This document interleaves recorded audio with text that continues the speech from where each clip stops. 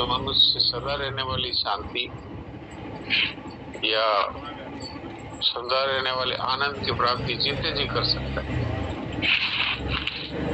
मरने के बाद उसको जन्म मरण के चक्र में नहीं आना पड़ता। हम रोजाना देखते हैं कुत्ते हैं और जितने पशु पक्षी है वो सर्दी गर्मी में कितना दुख पाते हैं, भूख मरते हैं और भटकते रहते हैं। वही दशा मनुष्य की होती है अगर वो इस मनुष्य जीवन को ऐसे ही खो देता है। मनुष्य जीवन की प्राप्ति का मूल उद्देश्य जो भगवान का है वो है कि ये सदा रहने वाली शांति को प्राप्त कर सकता है और ये जीते जी आनंद में डूबा रह सकता है और मरने के बाद में परमात्मा के साथ में आनंद करता है। तो अब जितना समय चला गया, अभी भी अपने पास ऐसी बढ़िया बातें संतों ने बताई है जिससे बचे हुए समय में भी हम भगवत प्राप्ति बड़ी आसानी से कर सकते हैं। और इसमें भी परमात्मा के दर्शन है वो तो परमात्मा की इच्छा पर निर्भर है, लेकिन आत्मज्ञान है वो उसका अधिकार और योग्यता भगवान ने हमें दी है। तुलसीदास जी महाराज ने भी कहा है, निर्गुण रूप सुलभ अति सगुण जान नहीं को। तो ये निर्गुण रूप सुलभ अति सुगम अति क्यों है कि ये अपने आप को जानना है, ये किसी दूसरे को जानने की बात नहीं। आज तक हम ये जानते रहे या मानते रहे या समझते रहे कि मैं ये शरीर हूँ, और अगर हमने ये अनुभव कर लिया कि शरीर में नहीं, शुद्ध बुद्ध मुक्त आत्म स्वरूप हूँ मैं, या भगवान का साक्षात बेटा हूँ, बेटी हूँ। भगवान तो इस बात को कहते ही है गीता में, और तुलसीदास जी महाराज भी रामायण में कहते ही हैं। तुलसीदास जी महाराज कहते हैं, ईश्वर अंश जीव अविनाशी चेतनामल सह सुखराशि। तो ईश्वर अंश है तो भगवान का बेटा बेटी हुआ, भगवान की संतान हुआ। भगवान खुद भी गीता में कहते हैं, ममई वांसो जीव लोके जीव सनातन। ये जो सनातन जीव है ये मेरा ही साक्षात अंश है। तो ये भगवान खुद स्वीकार करते हैं, तो अब हमें इसको स्वीकार करने की छूट है मनुष्य जीवन में। चाहे तो हम इसको स्वीकार करके वो तत्काल ही अपने आप को आत्म स्वरूप स्वीकार कर लिया, बस इतनी बात है। इसके साथ ही सारे दुखों का नाश हो जाए, सारे दुखों का। भाई दुख तो यही है ना कि हमने भगवान के अलावा अथवा आत्मा के अलावा इन सबको सच्चा मान रखा है। ये दुख तो इतना ही है, और क्या है बताइए। आज हमने परिवार को सच्चा माना है, आज हमने शरीर को सच्चा माना है, तो परिवार में कोई यदि तकलीफ हो जाती है, कोई बीमार जाता है, कोई किसी का वियोग हो जाता है, या फिर धन को सच्चा माना है तो धन की कमी हो जाती है तो हम दुखी हो जाते हैं, क्योंकि इसको सच्चा मान लिया, सच्चा। अच्छा, और ये हमारे हाथ में है नहीं, न तो परिवार सुखी रहे ये हमारे हाथ में, न शरीर है वो स्वस्थ रहे, मरे नहीं, बूढ़ा ना हो, ये हमारे हाथ में, कुछ हमारे हाथ में है नहीं। लेकिन इसको सच्चा मान लिया और अपना मान लिया। अब अपना मान लिया तो ये बिछड़ जाए तो रोना पड़ेगा ही। सच्चा मान लिया तो इसमें कुछ भी अगर गड़बड़ी हुई तो रोना पड़ेगा, दुखी होना पड़ेगा। तो सच्चा नहीं मानना है, इसकी सेवा करनी। मैं ये नहीं कहता कि भाई परिवार को छोड़ के भाग जाओ या फिर परिवार की सेवा मत करो, परिवार के काम मत आओ, ये मैं नहीं कहता। मेरा मत मानो, सच्चा मत मानो, ये मानो कि ये माया है, माया मात्र है, या एक नाटक का ये मंच है, इसमें हमें भी अभिनय मिला है, तो अभिनय को अच्छी तरह से करो। सेवा का अभिनय है हमारा, उसमें कोई दिक्कत नहीं, लेकिन इसको सच्चा मानेंगे तो निर्गुण रूप सुलभती किस लिए कहा कि ये जो आत्मा है ये दिखता नहीं है, लेकिन यही हमारा स्वरूप है। जहाँ आत्मा ने इस शरीर को छोड़ा, गमन किया जीवात्मा के रूप में, तो वही ये शरीर है जो जला दिया जाता है या गाड़ दिया जाता है।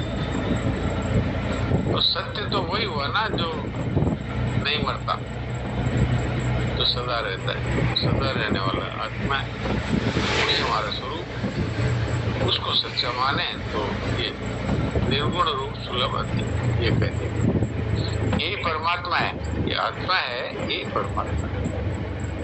तो इसकी प्राप्ति तो स्वतः है हमें, कि हमने ही अपनी भूल से जो झूठा है उसको सच्चा मान लिया, और जो सच्चा है उसको भूल गए। बात तो इतनी सी है, अगर हम लोग स्वीकार कर लें तो ठीक है। और किसी को यदि ये बात कठिन लगती है तो एक भगवान ही मेरे है और कोई मेरा नहीं, ये स्वीकार कर। कृष्ण की सेवा भगवान का स्वरूप समझ करके करो, कोई अर्जा नहीं। सब कुछ भगवान का है, परिवार भी भगवान का है, धन जमीन कुटुंब जो कुछ भी है सब भगवान का है। अब भगवान अपनी चीज को ले लें तो फिर हमें कोई चिंता नहीं, और हमारे पास रखे तो भगवत स्वरूप समझ के सेवा करो, ये भी एक तरीका है। ये भी बिल्कुल वैसा ही है, इससे भी तत्काल मुक्ति है। तो जो जिसको समझ में आए, जिसको अच्छा लगे, उसको उसी रूप में स्वीकार करें। तो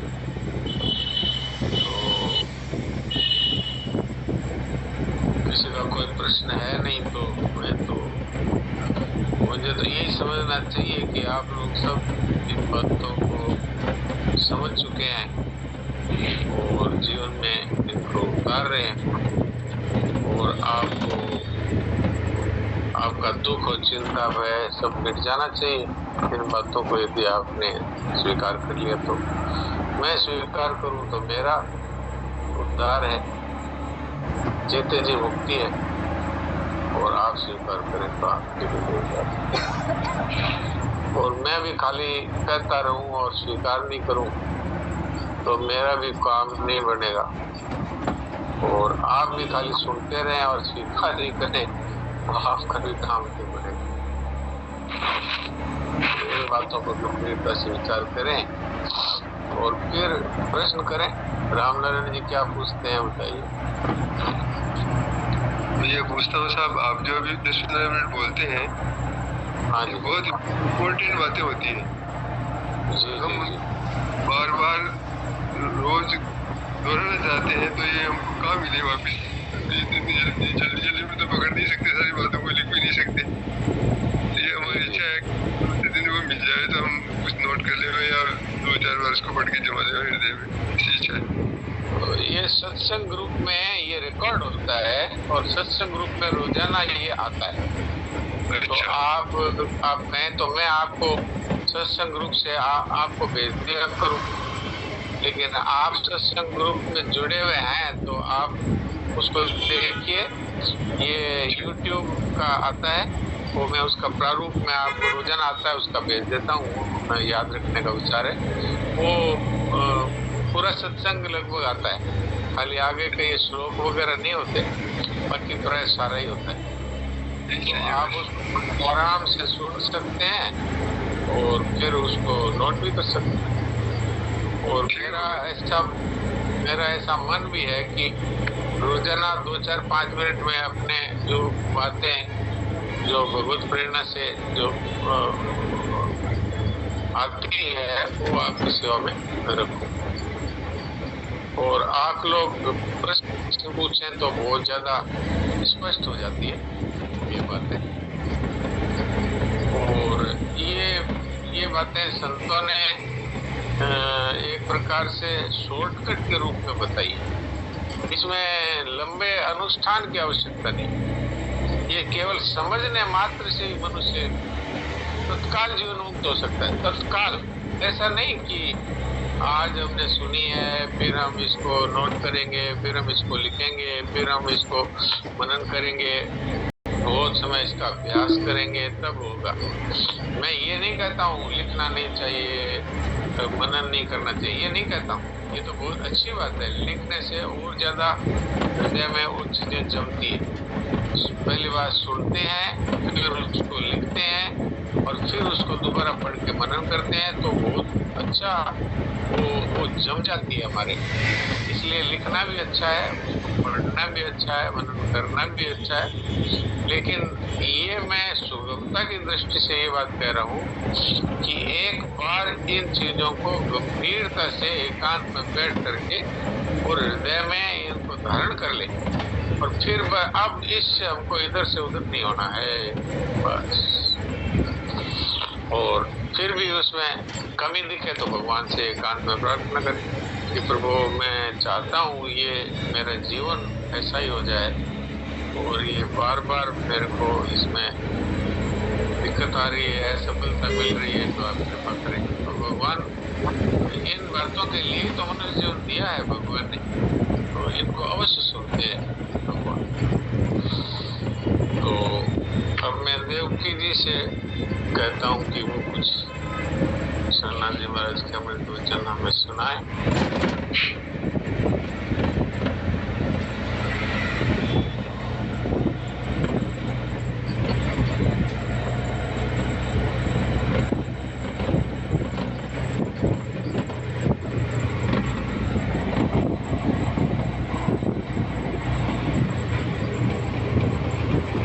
हाँ देवकी कुछ सुराजी से।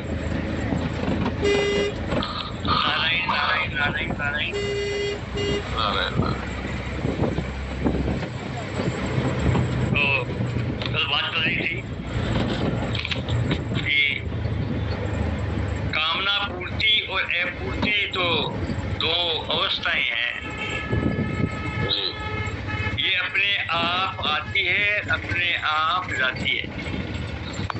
जी सभी भाई बहनों का ये अनुभव है कि आपके खाते हुए तो सुख सदा जाता है, प्रवेश आने पर भी दुख आ जाता है। जब हम सबका ये अनुभव अपना अनुभव है, तब आप ही बताइए दुख के प्रलोभन का और दुख के भय का जीवन में स्थान ही क्या है? अब इस बात पे थोड़ा हम विचार करते हैं। तो विचार करने से बहुत लाभ होगा, इसलिए अब हमारे आप सब लोगों को क्या विचार आता है देखिए कि सुख बना रहे। हाँ बस भैया सीधा ये विचार इधर ये गली के सुख बना रहे, ये बिल्डिंग है। रहने की अच्छी व्यवस्था हो, भोजन की अच्छी व्यवस्था हो, सोने की अच्छी व्यवस्था हो और शरीर स्वस्थ रहे और परिवार में सभी लोग प्रसन्न रहें, सबका स्वास्थ्य अच्छा हो, खूब धन धान्य आवे, ये हम लोग मानते हैं सुख। और ये हम लोग विचार करते हैं कि ऐसा होता रहे। इसको कहते हैं सुख का प्रलोभन। प्रलोभन का अर्थ होता है सुख का लोभ, सुख बना रहे और सुख मिलता रहे। ये हम लोगों के एक स्वाभाविक एक प्रवृत्ति है। अच्छा, और बस किसी तरह का दुख ना आए, शरीर में रोग ना आ जाए, परिवार में किसी को कोई रोग ना हो जाए और किसी की मृत्यु ना हो जाए और धन न चला जाए, गरीबी ना आ जाए, किसी प्रकार की अपमान ना हो जाए, निंदा ना हो जाए, ये है दुख ना आ जाए। लेकिन वास्तविकता क्या है जीवन की, ये भी हम लोग जान रहे हैं। क्या कि सुख न चाहते हुए भी चला जाता है। ये अनुभव हम सब, और दुख न चाहते हुए भी आ जाता है। अभी शरणाजी महाराज ने यही बात कही है कि दुख न चाहते हुए भी आ जाता है। ये किसका अनुभव नहीं है? भाई दुख को कौन चाहता है, लेकिन आ जाता है कि नहीं? घर के व्यक्ति है, उनका वियोग हो जाता है, हमारा अपमान हो जाता है, व्यापार में घाटा लग जाता है, और परिवार के सदस्यों में आपस में मनमुटाव हो जाता है, झगड़ा हो जाता है। ये होता है कि नहीं? होता है, लेकिन हम चाहते नहीं इसको, फिर भी होता है। और सुख ही सुख चाहते हैं, लेकिन सुख चला जाता है। तो इस पर हमने कभी गंभीरता से विचार किया क्या? अब विचार करना चाहिए कि जो हमारे न चाहने पर भी होता है और चाहने पर भी नहीं टिकता है, ऐसा हमारा जो सुख और दुख है, उसकी इच्छा करने का क्या फायदा है? सुख के प्रलोभन का क्या फायदा है? सुख मिलता रहे, सुख मिलता रहे, ये प्रलोभन है, इसका क्या फायदा है? और दुख ना आए, दुख ना आए, दुख ना आए, इस तरह की जो माला फेरते, इसका क्या फायदा है? क्या फायदा है? जब फायदा नहीं है तो इसी का नाम कामना है, और इस कामना में ही सारे दुख भरे हुए, सारे दुख। तो जिस कामना में सारे दुख भरे हुए हैं और जिस कामना का कोई फायदा नहीं, उसको हम क्यों रखे हुए हैं? इस पर हमें गंभीरता से सोचना चाहिए। इससे छूटने का सबसे बढ़िया उपाय यही है कि हम इस पर विचार करें कि दुख न चाहते हुए भी आ जाता है, सुख न चाहते हुए भी चला जाता है, तो फिर इसकी इच्छा रखने का क्या फायदा है? और नुकसान कितना बड़ा है कि हम आत्मज्ञान से वंचित रह जाते हैं, परमात्मा के प्यार से, परमात्मा की कृपा से वंचित रह जाते हैं, और जीते जी तो रोते हैं और मरते हुए दुर्गति में जाते हैं। इतना बड़ा इसका नुकसान। तो इस पर थोड़ा गंभीरता से हम लोग विचार करें, सभी, मैं भी करूं, आप भी करें, कि भाई ऐसी कामना को रखने का क्या फायदा? यही कामना है, सुख का प्रलोभन और दुख का भय। ये तो शरणाजी महाराज की भाषा है, लेकिन इसको अगर सरल करें तो ये कामना है, कामना। तो इस कामना को रखने का क्या फायदा है? अगर फायदा नहीं है तो आज ही अभी छोड़े, फिर इसके लिए कोई अभ्यास नहीं चाहिए। ये तो पक्का निश्चय होना चाहिए कि भाई आज के बाद हम कोई कामना नहीं करेंगे, अभी के बाद, अभी इसी क्षण के बाद। क्या? कि जो होना है वो भगवान का विधान है, उससे होगा, वो हमें मंजूर है। सुख अगर चला जाता है तो हमें मंजूर है, भगवान का विधान है।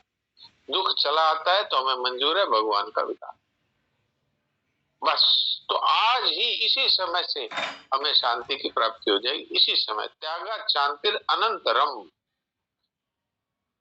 ऐसा नहीं है कि त्याग करने के कुछ दिन के बाद, कुछ घंटों के बाद हमको शांति मिलेगी, ऐसा नहीं है, तुरंत मिलेगी, तुरंत। तो महाराज जी एक बात सुना करते थे कि एक माता जी है जो केले बांट रही थी, तो एक बाबा जी को कहा, बाबा जी केला लो। तो बोला क्या केला लें, बहुत शांति है, बड़ी बेचैनी हलचल हो रही है। तो कहा कि बाबा जी जो मन में पकड़ रखा है उसको छोड़ दो और ये केला खा लो। तो उपदेश भी देगी और केला भी देगी। वो उपदेश हमको अभी शरणाजी महाराज दे रहे हैं, तो अभी शांति हो जाएगी। अभी काम ना छोड़े, अभी शांति। त्यागा शांतिर अनंतरम, ये भगवान के वचन, गीता जी। अंतर नहीं पड़ता। महाराज जी तो एक हंसी की बात भी कहते थे कि जैसे हम लोग पाखाने में जाते हैं और साफ टट्टी लग जाती है, तो मल के त्याग से भी शांति मिलती है तत्काल। ऐसा नहीं कि बाद में मिलेगी, इधर मल त्याग किया और उधर एकदम आराम मिल गया। तो ये कामना एक मल है, मल, ये गंदगी है काम।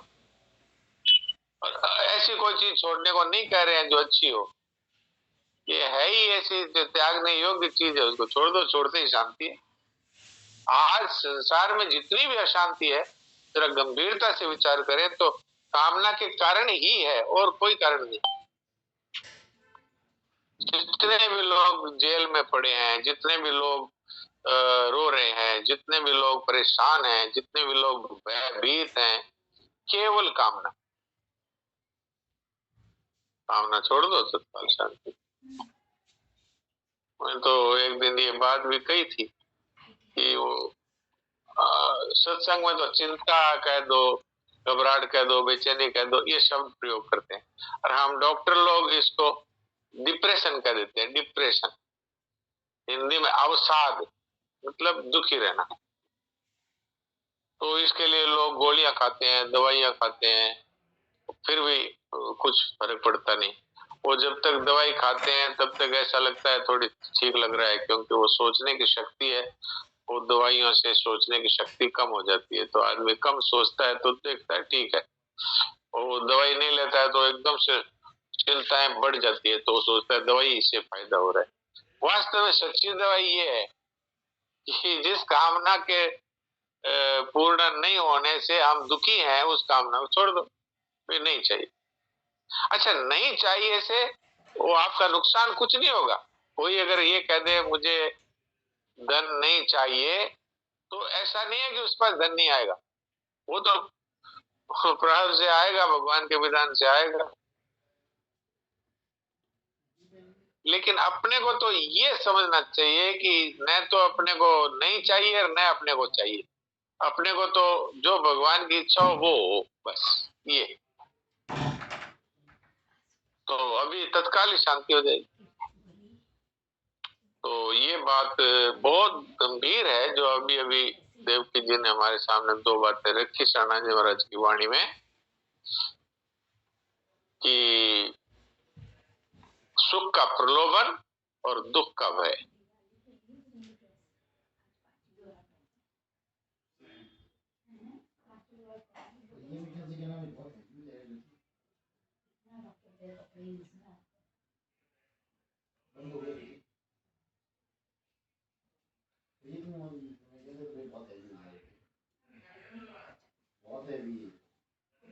शादी में पहनने वाली ड्रेस में आज पहन के बोलो, शादी में कुछ भी बोलते हैं तो। और नहीं तो क्या है,